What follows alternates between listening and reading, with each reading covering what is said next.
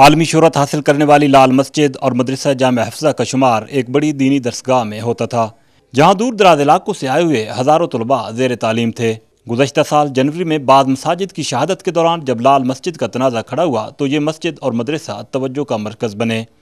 وقت گزرنے کے ساتھ ساتھ حالات کشیدہ ہوتے گئے۔ بالآخر لال مسجد کا سیکیورٹی اداروں نے محاصرہ کر لیا اور گرد و نواح میں کرفیو لگا دیا گیا۔ معاملے کے حل کے لیے مختلف سطح پر ہونے والے مذاکرات ناکام ہوتے رہے۔ 3 جولائی سے جب آپریشن کا آغاز ہوا تو حالات کی سنگینی نے ایک نیا رخ اختیار کیا اور ایک بڑی تباہی وفاقی دارالحکومت کے دروازے پر دستک دینے لگی۔ لال مسجد اور جامع حفصہ کے مسئلے کے حل کے لیے آخری کوششیں 9 جولائی کی رات کو شروع ہوئیں۔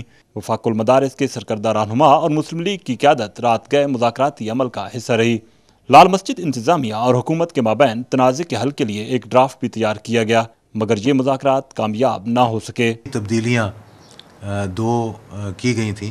ایک یہ کہ کمیٹی بنا دی جائے اور وہ کمیٹی جو ہے فیصلہ کرے کہ مدرسے کو کس کے حوالے کرنا ہے اور کس کے حوالے نہیں کرنا، اور دوسرا یہ تھا کہ غازی عبدالرشید صاحب کو جہاں لکھا تھا اپنے گھر میں منتقل کر دیں، کیونکہ انہوں نے کہا کہ میرا اسلام آباد میں کوئی گھر نہیں ہے، تو انہوں نے کہا کہ کسی گھر میں منتقل کر دیا جائے گا۔ تو ان 2 نکات پر پھر بات آگے نہیں بڑھ سکی۔ چاروں مطالبات کے پر راضی تھے غازی عبدالرشید شہید رحمۃ اللہ علیہ۔ سوال یہ ہے کہ کیا مذاکرات کاروں کو یہ علم تھا کہ ان کی واپسی کے بعد ایک بڑی تباہی کا آغاز ہوگا؟ یہ دیکھیں، مجھے نہیں معلوم تھا کہ آپریشن کا فیصلہ ہے اور اسی رات کو آپریشن ہونا ہے یا نہیں ہونا، نہ ہمیں اس بات کا علم تھا، نہ ہی میرے خیال میں چودھری شجاعت کو یہ علم تھا، جب تک کہ آخر میں ہمیں نہیں کہا گیا کہ آپ لوگ یہاں سے اب روانہ ہو جائیں۔ لال مسجد کے خطیب مولانا عبدالعزیز کی اہلیہ ام احسان کا کہنا ہے کہ اس وقت کے وزیر مذہبی امور اجاز الحق خود بھی اس مسئلے کے حل کے لیے مخلص نہ تھے۔ انہوں نے پہلے دن سے، جس دن سے یہ تحریک شروع ہوئی تھی، اسی دن یہ طے کر لیا تھا کہ ان بچیوں کو مارنا ہے، اس لیے کہ اجاز الحق جب پہلی مرتبہ جامع حفصہ آیا، لائبریری میں، جس چلڈرن لائبریری میں اس کی بچیوں کے ساتھ ملاقات کروائی گئی، تو تب اس نے بچیوں کو ایک دھمکی دی تھی کہ پیچھے ہٹ جاؤ ورنہ فوج آئے گی اور تمہیں بڑے بڑے ٹرکوں میں ڈال کر لے جائے گی۔ لال مسجد کے مسئلے کے حل کے لیے مختلف کوششوں کا حصہ رہنے والے مسلم لیگ کے صدر چودھری شجاعت حسین نے اس سانحے کو قدرتی امر قرار دیا۔ جو کچھ ہوا وہ اللہ تعالیٰ کو ایسے منظور تھا، بہرحال اچھا تو نہیں ہوا جو کچھ ہوا ہے۔ ان کا کہنا ہے کہ انہوں نے اس مسئلے کے حل کے لیے بھرپور کوششیں کی۔ مجھے اپنا ذہنی طور کے اوپر اور دلی طور کے اوپر بڑا دکھ بھی ہوا، اور مجھے تسلی ہے کہ میں نے جو کیا وہ میں نے اپنی ساز کے مطابق ٹھیک کیا۔ اس وقت کے وزیر داخلہ بھی اپنے آپ کو اس آپریشن سے بری الذمہ قرار دیتے ہیں۔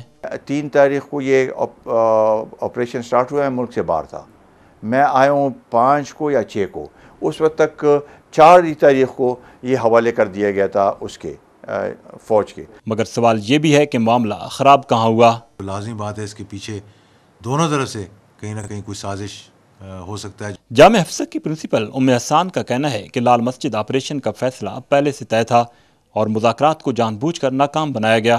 مذاکرات تو ایک ڈھونگ تھے۔ یہ کہنا کہ جی مذاکرات ناکام ہوئے، ناکام نہیں ہوئے تھے، کامیاب ہوئے تھے۔ ہاں، فرد واحد 1 مین شو کرنے والا شخص، اس نے ان مذاکرات کو ویٹو کیا۔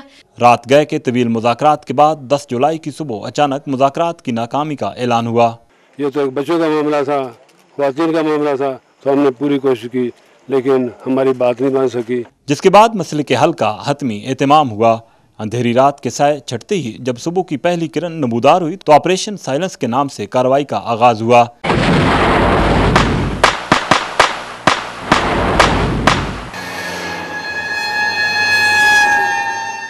لال مسجد کے اندر سے مزاحمت تو ہوئی، مگر کئی گھنٹوں کے آپریشن سے لال مسجد اور جامع حفصہ کے اندر سے آنے والی تمام آوازیں ہمیشہ کے لیے خاموش ہو گئیں اور یوں وفاقی دارالحکومت میں حکومتی عملداری قائم ہوئی۔ آپریشن کے بعد جامع حفصہ کا اندرونی منظر اور در و دیوار ایک خوفناک منظر، جبکہ بکھرا سامان اور دینی کتابیں بڑی داستان پیش کرتی رہیں۔